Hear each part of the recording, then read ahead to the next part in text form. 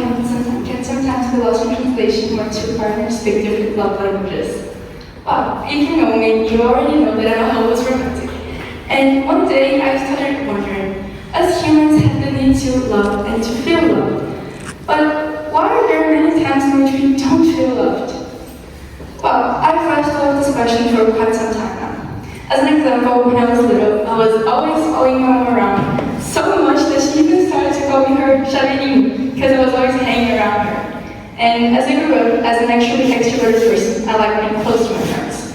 But some of them, like my best friend Julia, seemed not to want that proximity, which sometimes made me feel like they didn't like me. But thankfully, that was ridiculous. I understood that people express their love through different love languages, actually, love communications. And sometimes when we're not understanding, we can end up misinterpreting our loved ones. Well, before getting to know what are the love languages, I had trouble expressing myself and feeling loved. Until one day, when I was scrolling through my phone, I found an article explaining what are them. And afterwards, I found the official website made by Chapman, in which it has an online quiz in which you can find out your own love language. And I know that now maybe people here will think, oh, it's just a small online test, it doesn't prove anything. But I asked you to have a little play on the impact of love languages. Well, I mentioned Chapman, but who is he? He's an American pastor and minister. He was the first one to classify and explore the love languages. In his book, The 5 Love Languages, The Secret to Love That Lasts, Dr. Chapman uses his experience as a marriage counselor in order to develop and explore each love language from 21 cases. Through working with married couples, he understood that most couples fight because they want to they are trying to express their love languages in ways the other person doesn't understand. It is as they are speaking different languages, actually. But what are the 5 love languages? They are physical touch, quality time, words of affirmation, acts of service, and receiving gifts. A simple touch can communicate what words sometimes fail to say. Physical touch is the first language we learn to communicate with as infants, and it plays an important role in our social lives. For example, it's common in our culture to greet everyone with a hug or a handshake. And people who identify with physical touch as their love language may express their love towards hugs, cuddling, or just staying close to their loved ones. But sometimes moments spent with those who matter create memories that time can never erase.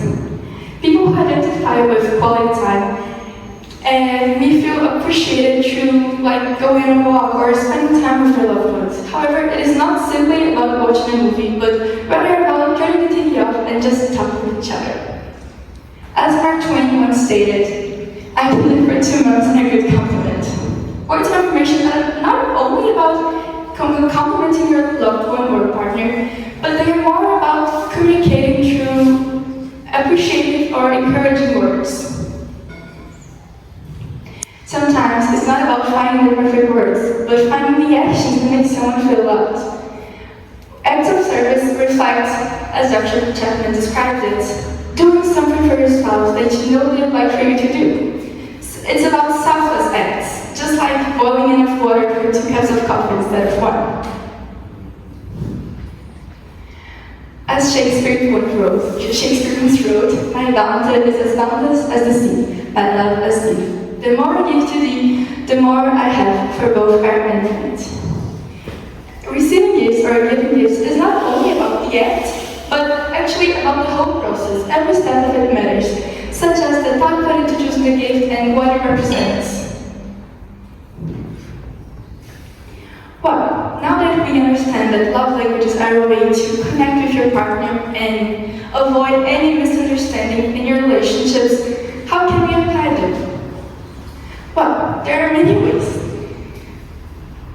But most importantly, we need to identify our own love language and our partner's love language so that we can communicate our love throughout these 5 areas, exploring each one of them and understand which one fits better in your relationships.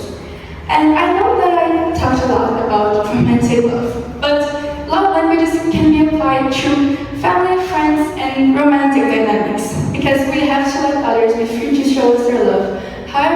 grow however they choose and however they can. Now I want to talk a little about my love actually, and how it's changed my relations. Well, if you know me, you probably are, if you ask anyone who knows me, they'll tell you that I'm a clingy person and I like to stay close to my loved ones. And the test just confirmed it, as my first two love languages were physical touch and quality time.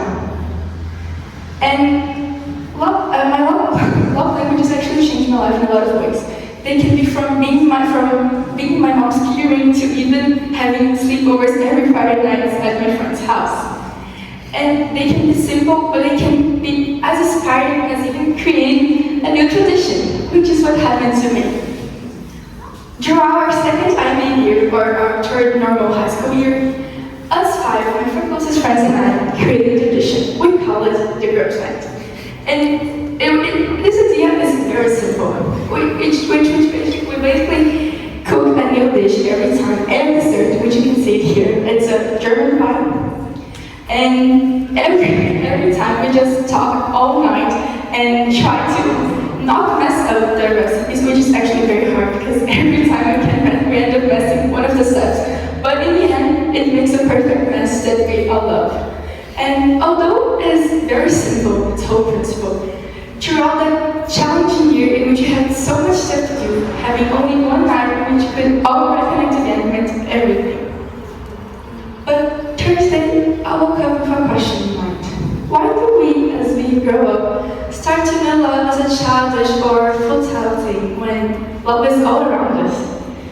And maybe it is because you don't care about love, which is a lie, because deep down, all of us look for love in relationships, friends, and family.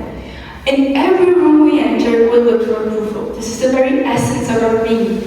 So, or maybe you're like me and didn't quite understand love, because let's be honest, love is a difficult thing to measure. We use it all the time for many things, which makes it hard to classify and put in a little box that says, okay, this is love. But because love manifests itself in many ways. It can be from my best friend picking up my call at 3 a.m. on a school night after having my heart broken for the first time, even though getting a good night of sleep is sacred for her. And it can be my brother always buying me a Starbucks coffee when he goes to the market. But love manifests itself in many ways. And I believe that in the end, with the love languages, they make finding love easier, helping us recognize that in all aspects of our lives. And we need to remember that relationships are always evolving. So love languages are not a set of rules that we need to follow, but just some kind of guide, because while they aren't a perfect science, they are a good framework for us to work when understanding our loved ones.